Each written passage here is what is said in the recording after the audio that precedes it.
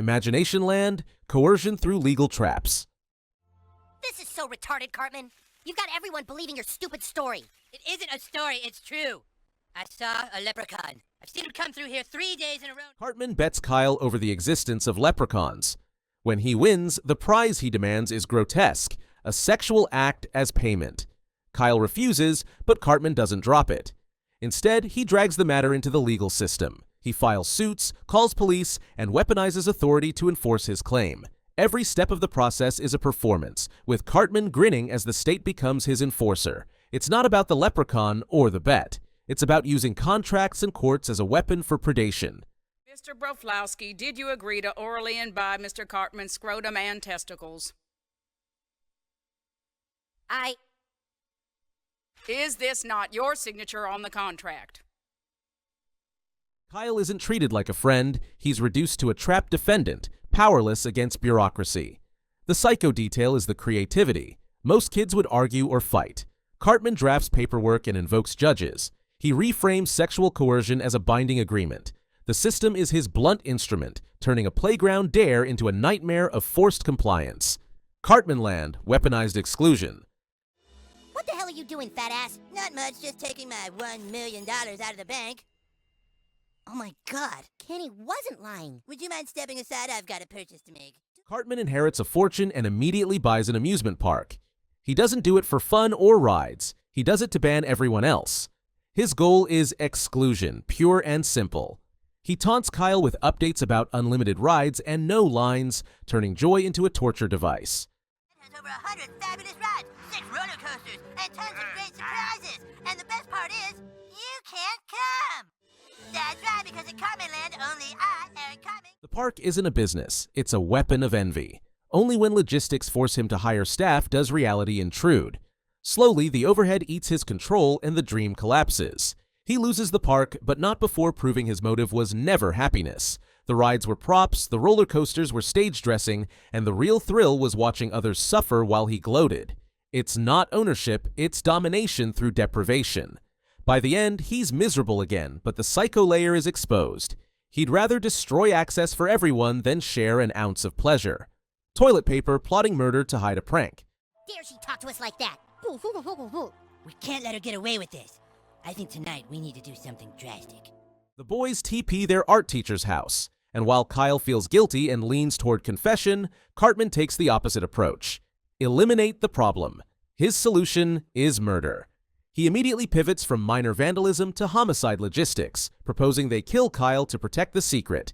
He scouts potential weapons, scenarios, and even outlines how they'd cover it up, like a second-rate hitman auditioning for the mob.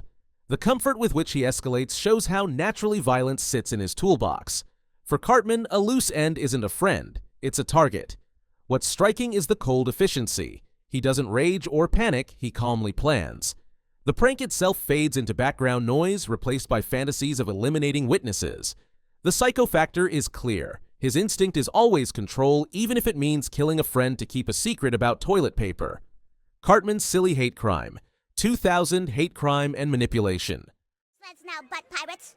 Sleds are for guys. Yeah, why don't you chicks go wash some dishes or get pregnant or something? These are the school sleds, ass farmers, not yours. Look, girls don't even know how to sled. Do something else. Yeah. I bet we can sled. Cartman throws a rock at Token in anger, and the fallout escalates into a hate crime charge. Instead of owning what he did, he pivots into self-pity. He argues the act wasn't racist but fueled by weight issues, trying to reframe violence as a misunderstanding. In court, he plays the victim, insisting he's the real target of unfair treatment. When sentenced to juvenile hall, he doesn't reflect or change. He attempts escape and doubles down on denial.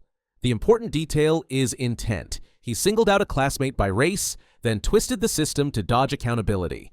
He doesn't stop at lying. He manipulates the narrative until he appears oppressed, flipping the charge into fuel for sympathy. The psycho factor lies in weaponizing institutions. Instead of remorse, he exploits the justice system itself, treating racial violence as another game where winning means escaping consequences. The F word, biker harassment campaign. Not those guys again! God damn it, why is it that every time we try to have a relaxing day, a bunch of assholes on their Harley motor... Cartman joins the boys in targeting loud Harley riders, but his approach goes far beyond annoyance. While others see the bikers as a nuisance, Cartman sees an opportunity to unleash cruelty. He pushes the slur campaign harder, encouraging vandalism, escalation, and public humiliation. He frames the bikers as subhuman, not simply obnoxious neighbors. The harassment becomes organized, a campaign of ridicule designed to strip dignity. For Cartman, it's not about noise or community peace, it's about dominance over an outgroup. He thrives on the group's power, using peer momentum to fuel abuse. The result is less protest and more sadistic theater. The glee comes not from silencing engines, but from watching victims squirm under targeted hate. This is Cartman at his most predictable, taking a shared annoyance and turning it into a weaponized hate crusade, where mockery is the goal and destruction of others is the reward. Go, God, go. Time jump for self-gratification. And then this monkey fish frog had butt sex with that monkey, and that monkey had a mutant retard baby that screwed another monkey, and that made you. So there you go. You're the retarded offspring of 5 monkeys having butt sex with a fish squirrel. Congratulations. Cartman's obsession with instant gratification peaks when he learns a new video game won't release for weeks. Instead of waiting, like any rational human, he freezes himself in the mountains to skip time. The plan backfires spectacularly. He oversleeps, wakes up hundreds of years in the future, and lands in a dystopia where religion wars have been replaced by atheist factions fighting over trivia. His choice derails his own life, risks his survival, and destabilizes history, all because he refused to wait for a console. The psycho factor is the warped priorities. For Cartman, personal desire outranks survival, family, or the timeline of civilization. He gambles with existence for entertainment. Even surrounded by futuristic chaos, his focus stays on getting that game. It's not impatience, it's impulse supremacy. When instant gratification outweighs reality itself, the result is chaos on a global and personal scale.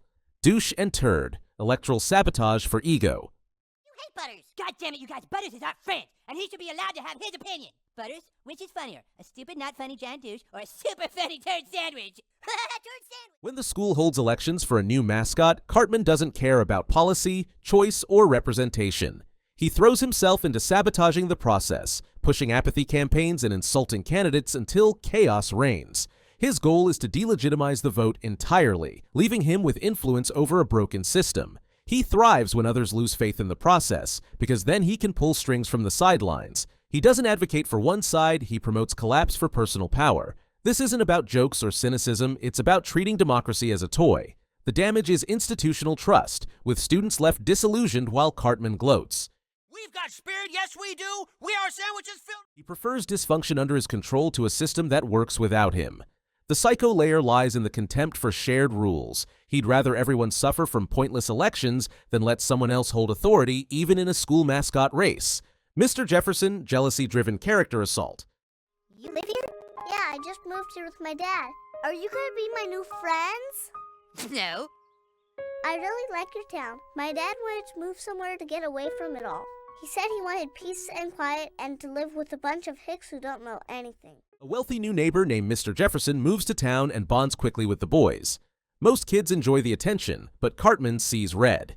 He can't tolerate the shift in loyalty, so he launches a smear campaign to destroy Jefferson's reputation. He digs for dirt, manufactures accusations, and schemes to frame him for crimes. His jealousy isn't about safety or justice, it's about ownership. He views his friends as property being stolen and responds like a jealous tyrant. The psycho element is how far he's willing to go.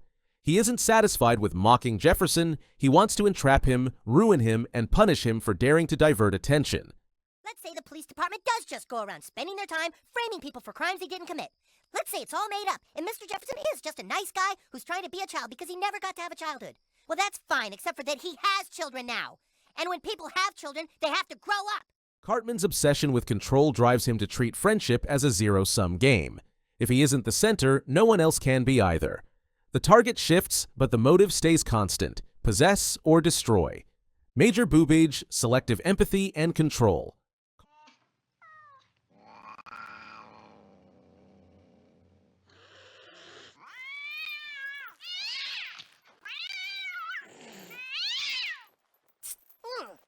Cartman hides cats in his attic when the town cracks down on cheesing, a drug-like high caused by cat urine. On the surface, this looks like compassion. He's saving animals from seizure. But true to form, he twists the situation into leverage. He uses the hidden cats as a bargaining chip, controlling who gets access and under what terms. He positions himself as the gatekeeper, doling out supply and moral lectures while hoarding authority. The pattern is clear. Even when he shows empathy, it's not genuine. It's a tool. By acting as savior, he secures control over others who rely on the cats. The attic stash isn't protection, it's a power grab disguised as care. This selective empathy is Cartman's hallmark. He manipulates trust, bends morality, and still frames himself as the hero, all while turning the suffering of both people and animals into his own control mechanism. Chupacabra, fear-mongering for holiday dominance. Jupa what? Jupa... Look, it's nothing. Forget I said anything. Okay, so anyways, are they saying what time the events start? Okay, look! A lot of people claim that on Passover, a blood-sucking creature called the Chupacabra comes out and preys on children. Cartman invents a monster called the Chupacabra to sabotage a rival holiday event. He plants fake evidence, stages false sightings, and spreads panic across the community. The goal isn't fun or curiosity, it's domination of the holiday spotlight. He thrives on fear, turning a children's celebration into mass hysteria. Parents panic, resources are wasted, and neighbors start pointing fingers, all while Cartman grins. What makes this psycho isn't just the lie, but the infrastructure of it.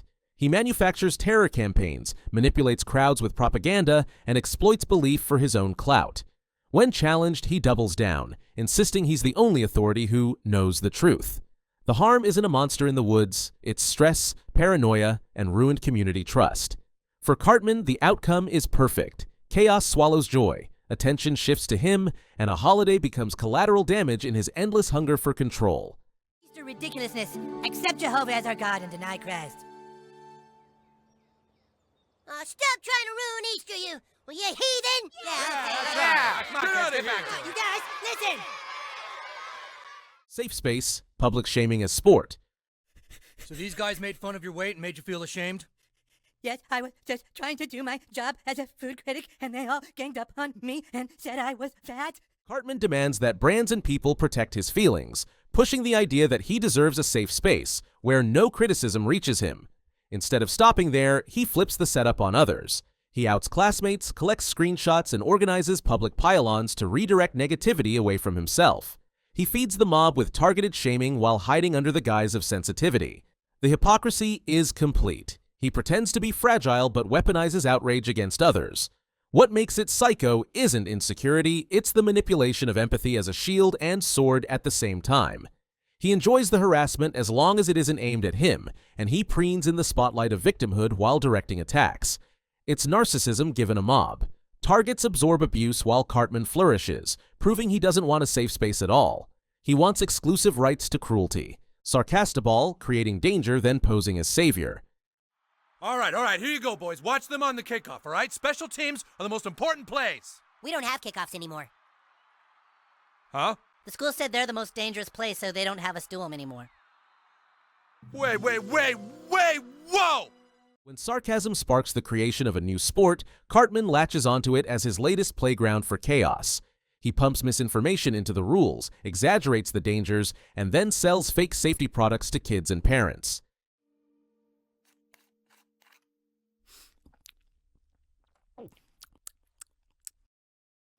It's kind of a grapey, bleachy flavor. He markets his nonsense like a genius entrepreneur, convincing people that risky gear and bizarre behavior are legitimate solutions. Children end up confused, misled, and exposed to danger, but for Cartman, that's part of the fun. He thrives when panic and injuries create opportunities to present himself as the authority. The psycho element is his cycle: manufacture a crisis, then pose as the hero who can fix it. Safety is irrelevant. Profit and status come first, even if the system he designed is what's hurting people in the first place. He doesn't just manipulate games, he manipulates belief, treating danger like raw material for another scam. Whale whores, betrayal for attention. What the hell is that? Oh no, it's the Japanese!